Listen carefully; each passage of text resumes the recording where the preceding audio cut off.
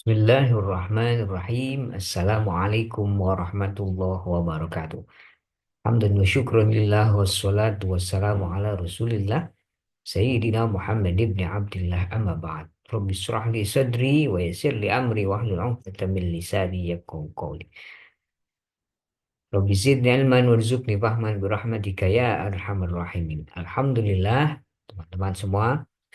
Di pertemuan kali ini, insya Allah kita akan belajar bersama, kita lanjutkan tentang filsafat Islam.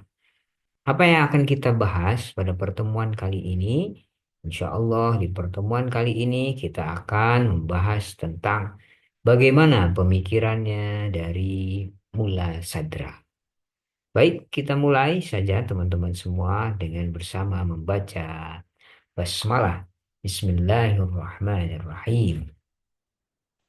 Teman-teman semua, seperti kita ketahui, ada satu konsep yang disampaikan oleh Mula Sadra yang lahir di tahun 1571 dan wafat di tahun 1640 Masehi. Salah satu tokoh besar Islam Iran yang pemikirannya banyak didiskusikan dan dalam masyarakat akademis di Indonesia. Khususnya di perguruan tinggi Islam seperti UIN, IAIN, dan PTAIN adalah Mula Sadra. Posisi Sadri seperti ditulis oleh Mulyadi Kartanegara dinilai sebagai pemikir terbesar pasca Ibnu Rushd. Karena beliau ini telah berhasil mensintesiskan tiga aliran besar pemikiran Islam, yaitu paripatetik, iluminasionis, dan mistik.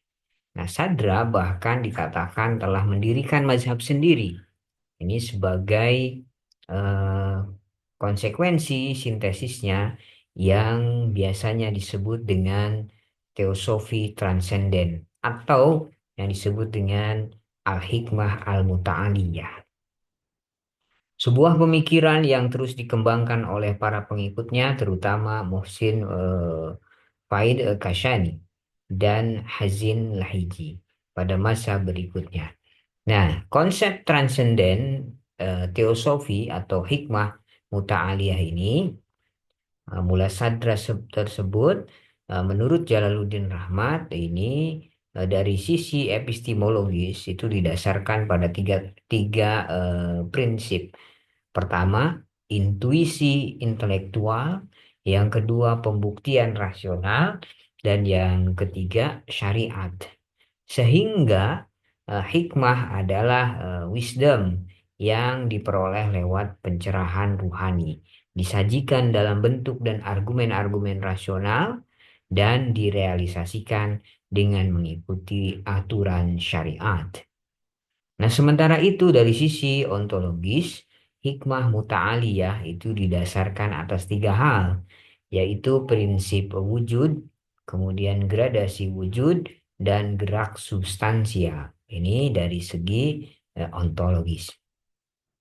Nah, itulah pembukaan bagaimana secara singkat Mula Sadra ini pemikirannya yang mensintesiskan tiga tokoh besar, eh, siapa tiga tokoh besar itu ya.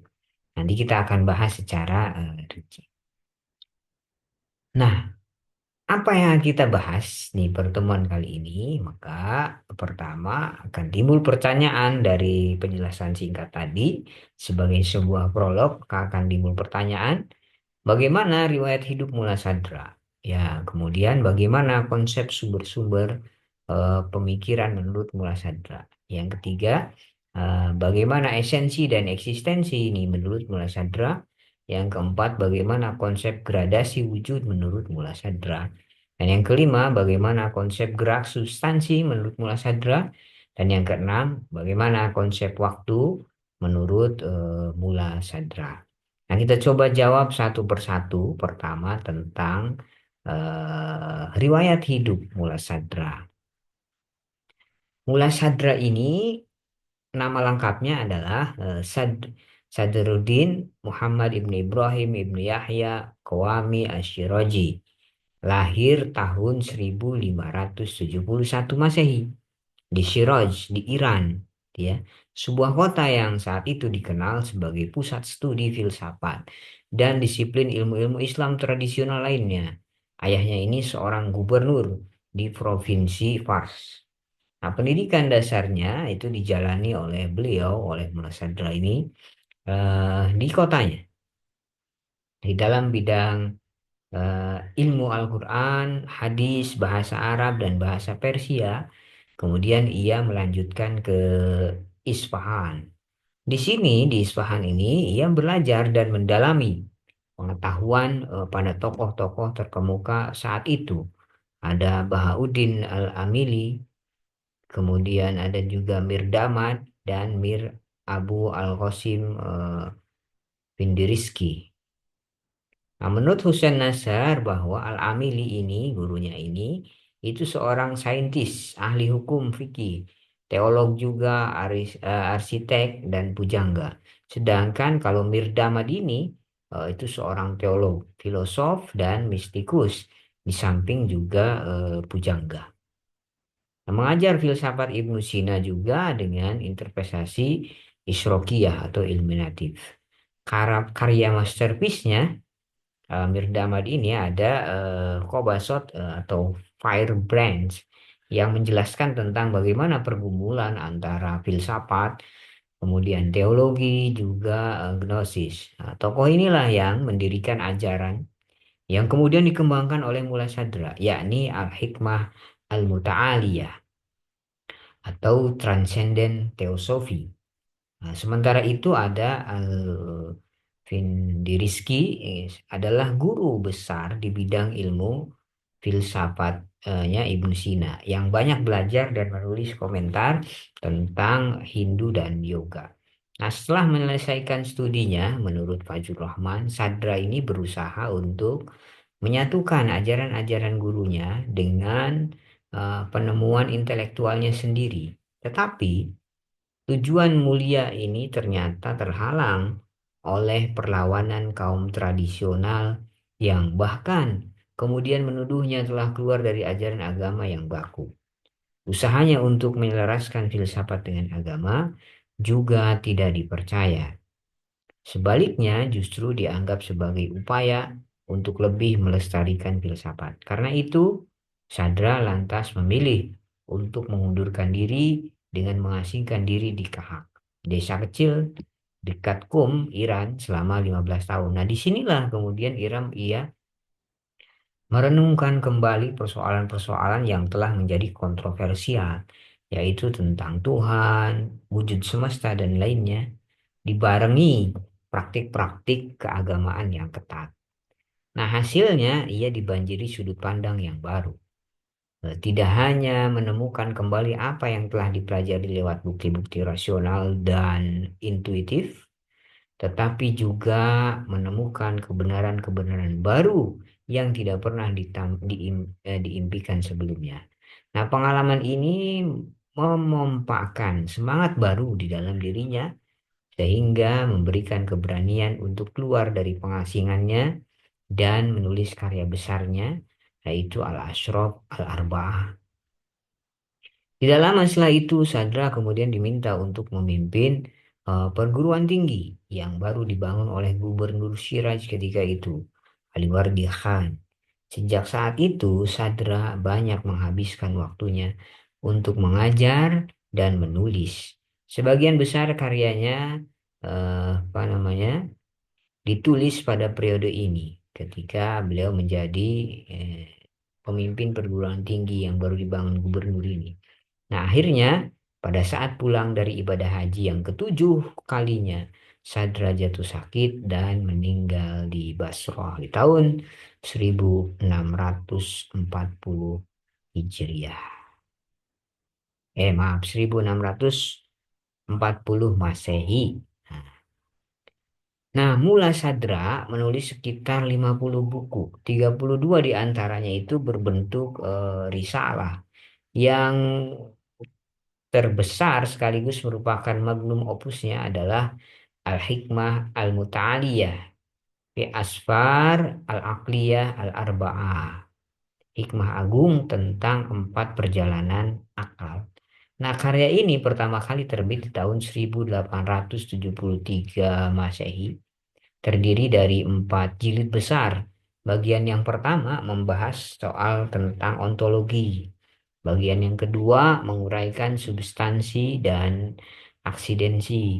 Bagian yang ketiga menjelaskan tentang Tuhan dan sifat-sifatnya. Bagian yang keempat ini menguraikan tentang manusia dan nasibnya. Karyanya yang lain diantaranya adalah ada kitab Al-Hikmah al apa nama Al-Syiyah tentang Tuhan dan eksatologi. Ada juga risalah fil Ittihad al-Aqil wal Ma'qul tentang soal apa namanya? Tentang soal epistemologi.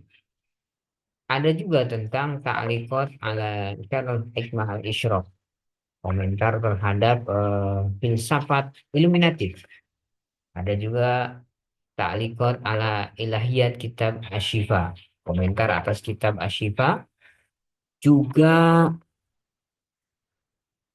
ada risalah Al-Majaz tentang psikologi. Ada juga Mafatihul Ghaib tentang doktrin Gnostik. Nah, itu apa namanya? Karya-karya dari dari eh, Mula Sadra gitu ya. Ada tentang filsafat iluminatif, kemudian juga ada tentang komentar terhadap apa kitab Ashifa Ibnu Sina, ada juga tentang psikologi, ada juga tentang doktrin Gnostik. Nah, pemikiran Sadra saat ini menjadi fokus kajian filsafat tradisional di Iran. Juga di beberapa perguruan tinggi modern di Barat, kajian tentang Sadra ini dimulai oleh Maximilian J. Horten dengan bukunya ada Das Philosophisch System von Shirazi, terbit di Strasbourg, Jerman di tahun 1913. Kemudian oleh Henry Corbin dengan bukunya berjudul La Livre des Penetration Metaphysiques, terbit di Teheran 1964.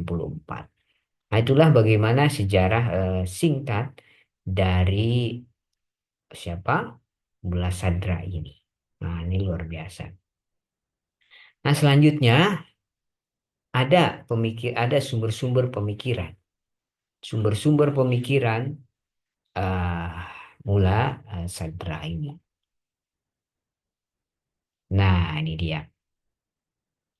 Bagaimana sumber-sumber pemikiran Mula Sadra? Menurut Jalaluddin Rahmat, ada 3 pemikiran besar yang memberi pengaruh dan menjadi fondasi bagi sistem pemikiran Sadra. Pertama, ada pemikirannya Ibnu Sina dan menjadi fondasi bagi sistem pemikiran Sadra. Nah, ini pemikiran Ibnu Sina, ajaran Ibnu Sina ini menjadi fondasi bagi seluruh pembahasan filsafat Sadra, sehingga semua persoalan selalu diawali dengan apa yang dikatakan Asy-Syaikh Ar-Rais, guru kepala atau Ibnu Sina ini. Ia juga mengambil pendapat-pendapat Ibnu Sina untuk mendukung konsep-konsepnya sendiri, seperti soal realitas wujud dan kelemahan esensi. Nah, namun Sadra juga mengkritik dan memodifikasi filsafat Ibnu Sina. Nah, menurut Rahman, kritik Sadra yang paling keras terhadap Ibnu Sina adalah dalam soal epistemologi, yakni ketika Ibnu Sina menolak kesatuan absolut antara subjek dan objek yang diketahui. Yang kedua, pemikiran eliminasi Suhrawardi. Meski di dalam beberapa bagian Sadra ini mengkritik dan menolak ajaran Suhrawardi, pemikiran tokoh ini tetap saja memberi bentuk bagi pemikiran Sadra yang khas. Pandangan Suhrawardi ini bahwa esensi bukan realitas diambil Sadra dengan doktrinnya tentang ashal al-wujud. Ada principality of being, bahwa yang pokok dalam realitas adalah eksistensi, bukan esensi. Esensi hanya sesuatu yang ada dalam pikiran, bukan realitas yang sebenarnya. Sementara itu, gagasan Suhrawardi tentang jenjang cahaya mengilhami Sadra untuk menelorkan gagasannya tentang tasyrik al-wujud atau graduation of being, bahwa meski realitas adalah tunggal, tetapi ia muncul dalam berbagai tingkat intensitas dan manifestasi. Yang ketiga, pemikiran Sadra ini ya diambil dari pemikiran Ibnu Arabi. Yang diambil Sadra dari tokoh ini adalah soal tentang tiga isu penting filsafat Islam, yaitu kenisbian esensi, realitas sifat-sifat Tuhan, dan peran eksaktologis psikologis alam citra. Gagasan tentang kenisbian esensi diambil untuk mendukung gagasannya bahwa eksistensi adalah satu-satunya realitas dan ia bukan esensi. Doktrin tentang realitas sifat-sifat Tuhan digunakan untuk melahirkan gagasannya tentang kesatuan wujud yang menyingkapkan diri. Sedangkan ajaran alam citra dipakai untuk membuktikan ajaran kebangkitan jasmani seperti yang diyakini oleh sebagian kaum teolog. Ini, maka dengan demikian ini bagaimana sistem pemikiran Sadra ini dibangun di atas fondasi Ibnu Sina, dibentuk dengan sistemnya Suhrawardi, dan dikaji berdasarkan isu-isu penting yang disampaikan oleh Ibnu Arabi. Meski demikian, menurut Rahman, filsafat Sadra bukan sekedar penyatuan dari aliran-aliran utama tadi. Bukan juga kompromi atau rekonsiliasi permukaan, melainkan merupakan sintesis sejati yang didasarkan atas sebuah prinsip filsafat yang penting yang baru kali pertama diuraikan dalam sejarah filsafat Islam. Itulah bagaimana sumber-sumber pemikiran dari Sadra ini. Dari Ibnu Sina, dari Suhrawardi, dan dari Ibnu Arabi. Selanjutnya ada esensi dan eksistensi. Nah, para filosof Muslim sebelum Sadra ini telah membahas persoalan ini. Menurut Ibnu Sina bahwa eksistensi itu mendahului esensi. Eksistensi bersifat primer dan merupakan satu-satunya hakikat-hakikat atau realitas yang dimiliki Tuhan. Sedangkan esensi dan sifat-sifatnya itu bersifat sekunder. Ini menurut Ibnu Sina. Tidak bisa dibayangkan esensi tanpa eksistensi, tetapi tidak demikian sebaliknya. Namun bagi Ibnu Sina, eksistensi dan esensi ini keduanya sama-sama merupakan realitas yang nyata. Nah, sejalan dengan ini, menurut Ibnu Arabi, eksistensi mendahului esensi. Eksistensi adalah realitas yang sesungguhnya dan realitas itu hanya satu, yakni Tuhan, sedangkan esensi tidak lain adalah bentuk-bentuk di dalam pengetahuannya yang disebut dengan ayan tasbihat. Nah, sebaliknya menurut Suhrawardi, esensi itu lebih fundamental daripada eksistensi, sebab eksistensi hanya ada dalam pikiran manusia. Ini menurut Suhrawardi. Yang merupakan realitas sesungguhnya adalah esensi, yang bagi Suhrawardi tidak lain adalah bentuk-bentuk cahaya dari Maha Cahaya, yaitu Tuhan. Cahaya itu hanya satu, sedangkan benda-benda yang beraneka ragam hanyalah gradasi intensitasnya atau kebenderangannya. Sadra pada awalnya mengikuti pendapat Suharwadi di atas, tetapi kemudian membalik ajaran tersebut dengan mengambil pendapatnya Ibnu Arabi tentang prioritas eksistensi terhadap esensi. Namun menolak Ibnu Arabi tentang wahdatul wujud atau ketunggalan wujud. Nah, bagi Sadra, benda-benda di sekitar kita, semesta ini, bukan hanya ilusi, tetapi benar-benar mempunyai eksistensi sama, seperti eksistensi Tuhan. Namun, eksistensi yang merupakan realitas tersebut tidak pernah bisa ditangkap oleh rasio, karena rasio hanya mampu menangkap esensi atau gagasan umum. Karena itu, ada perbedaan mendasar antara esensi dengan eksistensi. Bagi Sadra, eksistensi adalah realitas objektif di luar pikiran, sedangkan esensi adalah gambaran umum tentang realitas atau benda yang ada dalam pikiran, sehingga hanya merupakan wujud mental dan tidak mengada. Meski demikian, gambaran umum tersebut tidak bisa dianggap sebagai cerminan hakikat wujud, karena transformasinya ke dalam konsep mental yang abstrak pasti mengandung kesalahan. Lebih lanjut tentang perbandingan antara eksistensi esensi tersebut, Sadra menyatakan bahwa eksistensi bersifat positif, pasti, tentu, dan nyata, sedangkan kalau esensi bersifat samar, gelap, tidak tertentu, negatif, dan tidak nyata.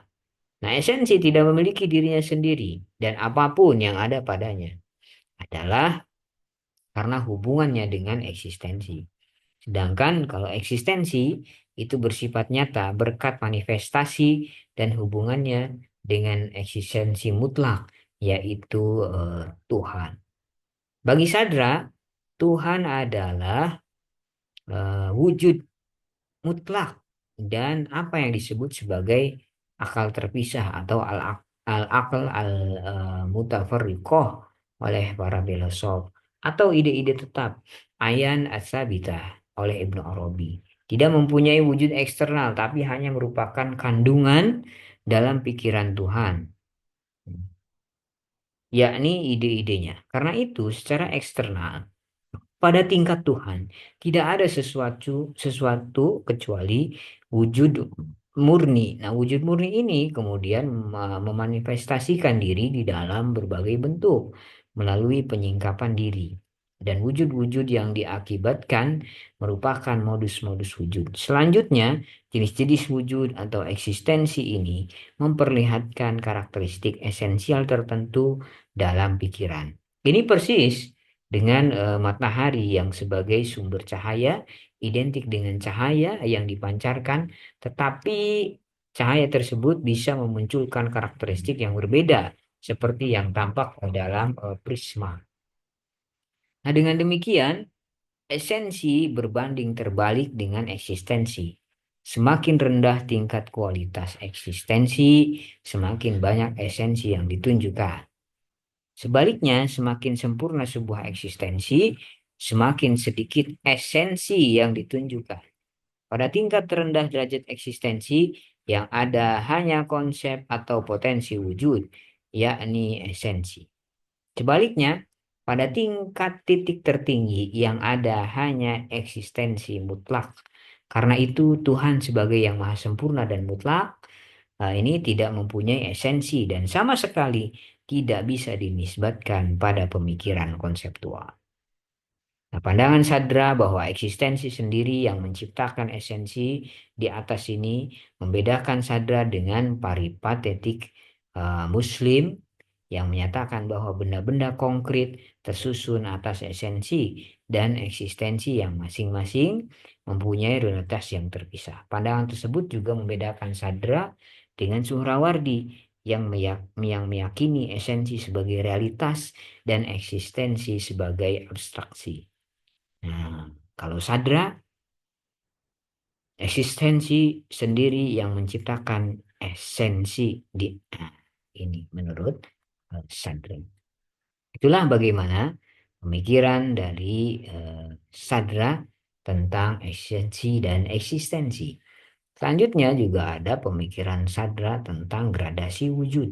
Nah, Sadra berpendapat tadi seperti telah disinggung ya, Sadra berpendapat bahwa semesta ini bukan hanya ilusi, melainkan benar-benar mempunyai eksistensi yang sama seperti eksistensi Tuhan. Akan tetapi, Sadra tidak menyimpulkan pendapat tersebut sebagai wahdatul wujud, tetapi mengajukan teori tasyrik wujud. sebagai solusinya, yakni bahwa eksistensi ini mempunyai gradasi yang kontinu. Jelasnya menurut Sadra, dari ada mutlak sampai tiada mutlak terdapat gradasi, ada nisbi yang tidak terhingga. Dengan kata lain, realitas ini terbentang dari kutub tiada mutlak sampai kutub ada mutlak dengan perbedaan tingkat kualitas dan intensitasnya. Inilah pandangan kesatuan realitas versi Mula Sadra yang disebut dengan hikmah al-muta'aliyah. Menurut Ahmedi Mahzar, pandangan ini merupakan sintesis besar antara teologi, filsafat, dan mistik, gitu ya. Al-hikmah al-muta'aliyah ini, gitu ya. Nah, pandangan gradasi wujud ini diambil dari pendapat Suhrawardi tentang gradasi. Tetapi Sadra mengubah prinsip tersebut secara mendasar. Nah, pertama, prinsip gradasi tidak diterapkan pada esensi seperti pada Suhrawardi, tetapi pada eksistensi. Sebab bagi Sadra, eksistensilah satu-satunya realitas yang asli dan sesungguhnya. Nah, yang kedua, eksistensi tidak hanya sekedar bersifat gradasi belaka, tetapi gradasi yang sistematis. Sebab kenyataan wujud tidak statis, melainkan eh, bergerak terus-menerus. Gerakan ini berawal dari bentuk-bentuk eksistensi yang umum, tidak menentu dan tingkatan-tingkatan yang menyebar. Bergerak kepada bentuk-bentuk eksistensi yang lebih khusus, lebih menentu, dan lebih menyatu.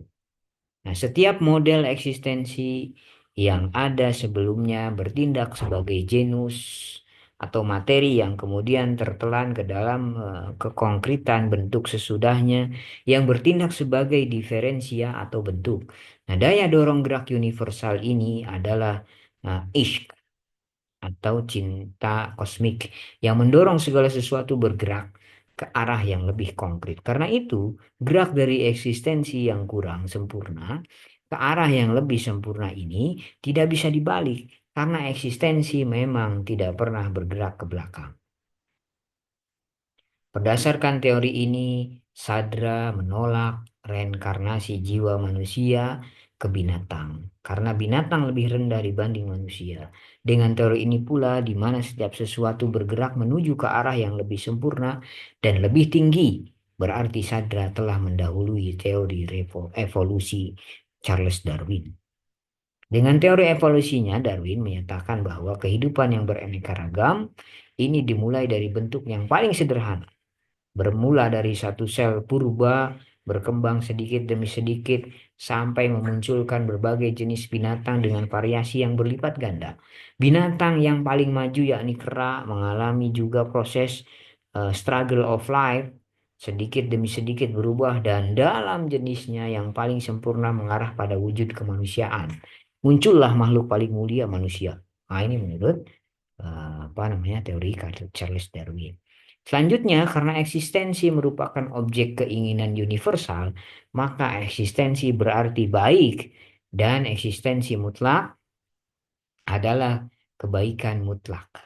Ini sekaligus menunjukkan bahwa eksistensi adalah real, bukan sekedar konsep, juga menunjukkan bahwa eksistensi mutlak tidak mempunyai lawan atau tandingan, karena lawan atau genus bisa digolongkan ke dalam genus, sedangkan eksistensi mutlak tidak mempunyai genus. Sebaliknya, keburukan tidak mutlak tetapi hanya relatif, parsial dan negatif serta muncul dari wujud parsial yang memiliki eksistensi.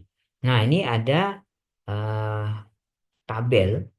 Tabel ini menunjukkan bagaimana perbedaan tentang gradasi wujud ini menurut beberapa tokoh. Ada pertama Ibnu Sina, ada Suhrawardi, dan kemudian eh, Ibnu Arabi dan Mulla Sadra. Menurut Ibnu Sina bahwa eksistensi ini real. Menurut Suharwardi, kalau eksistensi itu ya bentuknya mental. Ibnu Arabi memandang eksistensi itu ya real. Begitu pula dengan Sadra. Yang kedua tentang esensi. Menurut Ibnu Sina itu real. Suharwadi juga real. Nah, Ibnu Arabi, esensi itu bentuknya ada di dalam mental, pikiran. Ya. Nah, menurut Mullah Sadra, ya sama. Ini Mullah Sadra mengikuti pendapat Ibnu Arabi. Bahwa esensi itu bentuknya mental, tidak real. Nah, yang ketiga, bagaimana hubungan eksistensi dan esensi? Kalau menurut Ibnu Sina itu, eksistensi ini mendahului esensi. Kalau menurut Suharwardi, esensi yang mendahului eksistensi. Nah, kalau menurut Ibnu Arabi, eksistensi mendahului esensi. Nah, bagaimana dengan pendapat Mullah Sadra? Mullah Sadra, ya eksistensi itu mendahului esensi. Nah, yang terakhir tentang struktur realitas. Kalau menurut Ibnu Sina ada jenjang eksistensi.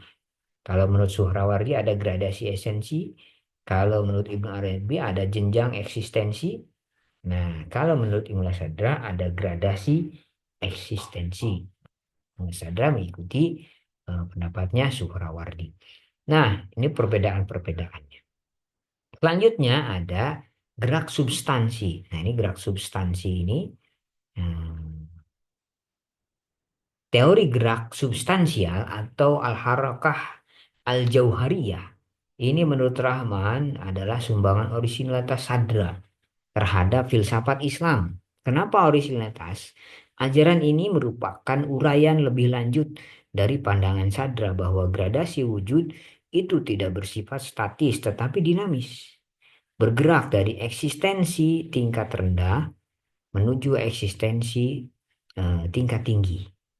Menurut para filosof sebelum Sadra, gerak ini membutuhkan dasar pendukung berupa sesuatu yang diam sekaligus bergerak, yakni wujud potensial sekaligus aktual. Sebab aktualitas terjadi di dalam gerak.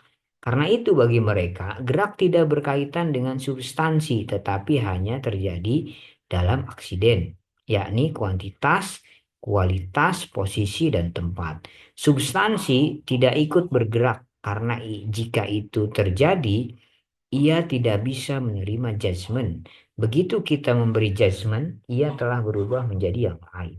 Gitu. Sadra tidak bisa menerima pendapat seperti itu. Menurutnya, gerak itu tidak bisa disebabkan oleh sesuatu yang diam, karena ia hanya mengerti dirinya sebagai sesuatu yang tetap dan kenyataan saat ini.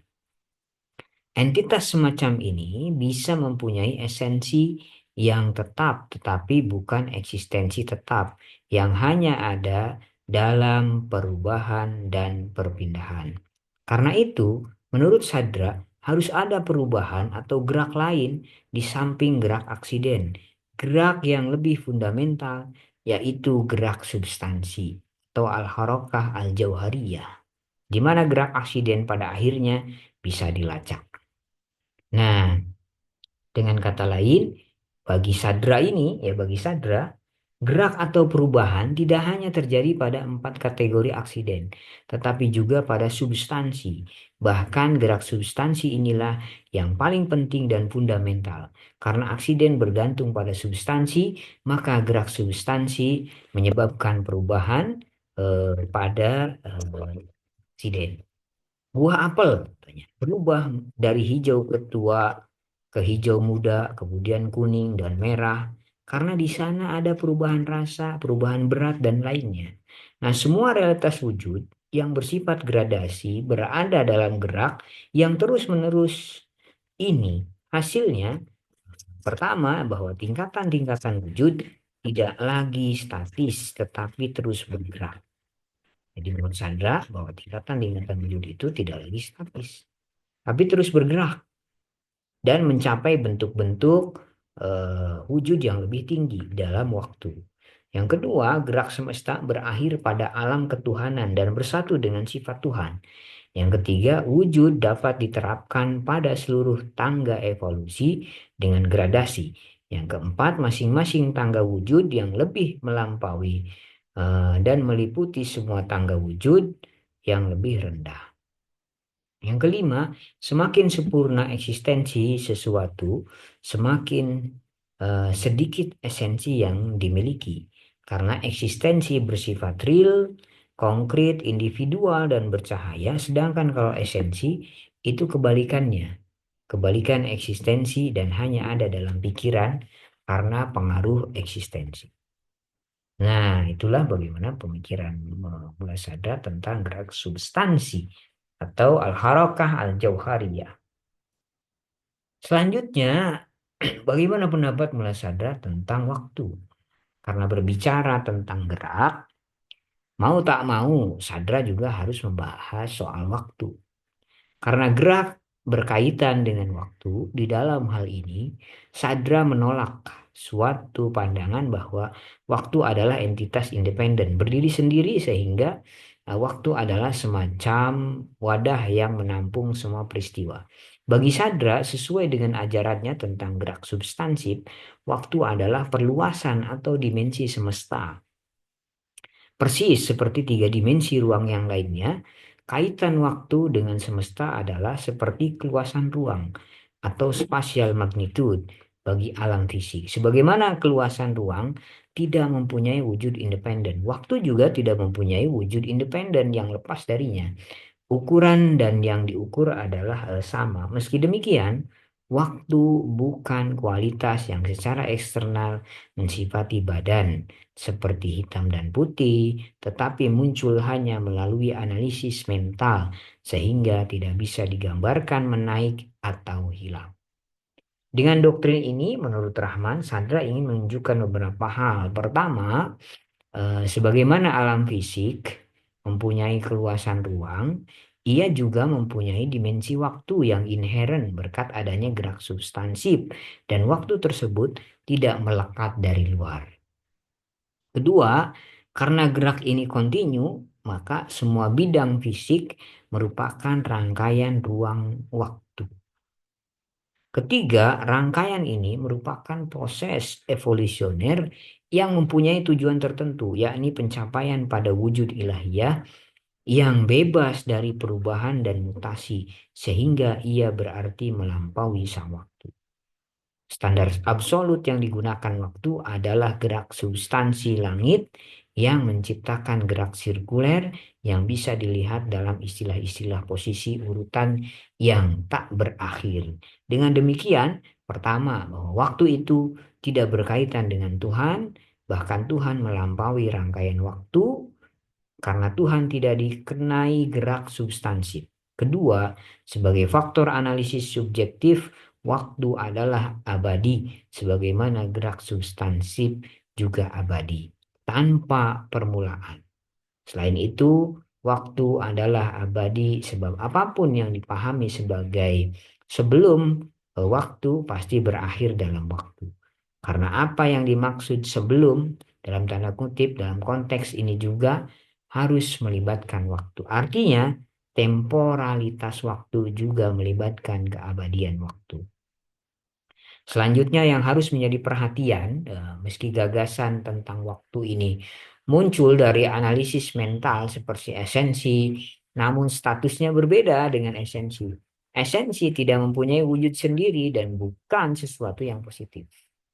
Sedangkan waktu adalah sesuatu yang positif dan mempunyai wujudnya sendiri yang khas. Dan tentu juga mempunyai esensi.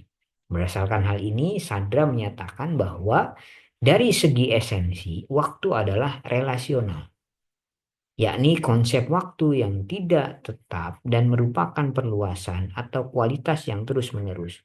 Sebaliknya dari segi wujudnya, yakni setiap titik waktu, waktu adalah realitas eksternal dan bukan relasional, yaitu realitas yang tidak diselesaikan oleh hubungan. Namun, apa yang dimaksud dengan realitas eksternal tersebut tidak menunjukkan pada realitas independen, juga tidak pada kualitas-kualitas fisik seperti hitam, bundar, dan seterusnya, tetapi hanya sebagai pengukur gerak yang realitasnya tidak bertambah atau berkurang karena adanya realitas gerak sebagai sesuatu yang diukur. Dengan demikian, waktu bukan sesuatu yang real, tapi hanya sesuatu yang dikalkulasi sebagai dimensi ruang, tidak lebih dari sekedar kalkulasi. Ini menurut eh, Sadra.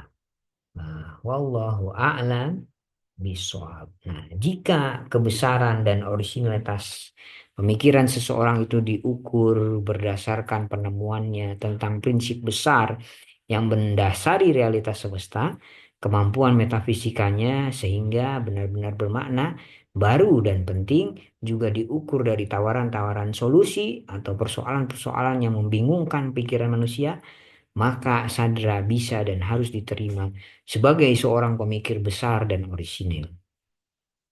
Ia telah menemukan prinsip kekodiman wujud beserta gradasinya yang tidak terhingga.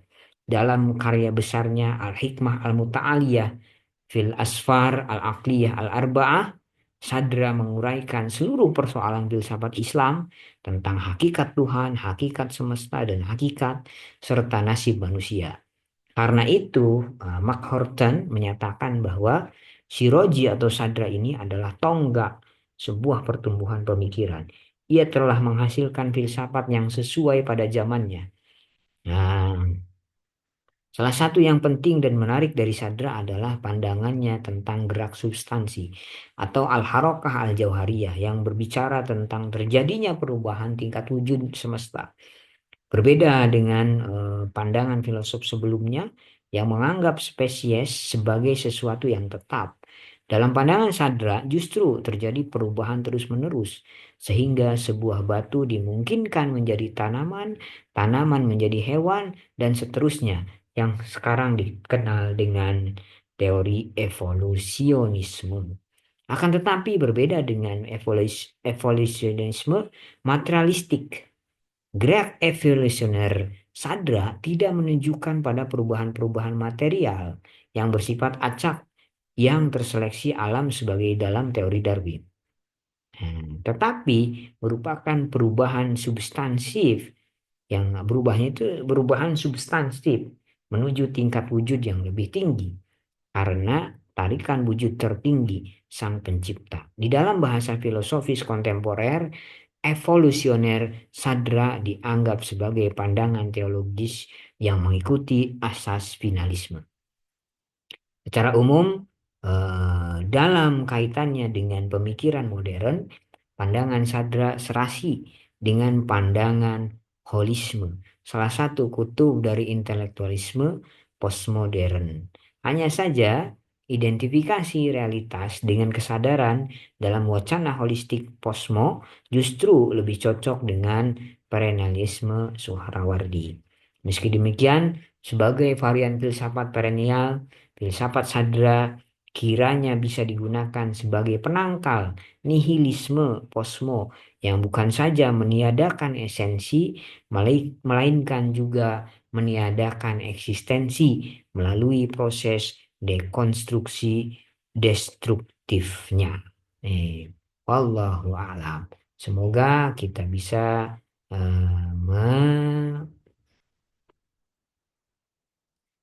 menyerap atau mengambil beberapa poin-poin penting dari pemikiran-pemikiran Sadra tadi tentang Al-Hikmah Al-Muta'aliyah, eh, juga tentang pemikiran-pemikiran yang lainnya. Nah, itulah pembahasan kita pada pertemuan kali ini, teman-teman.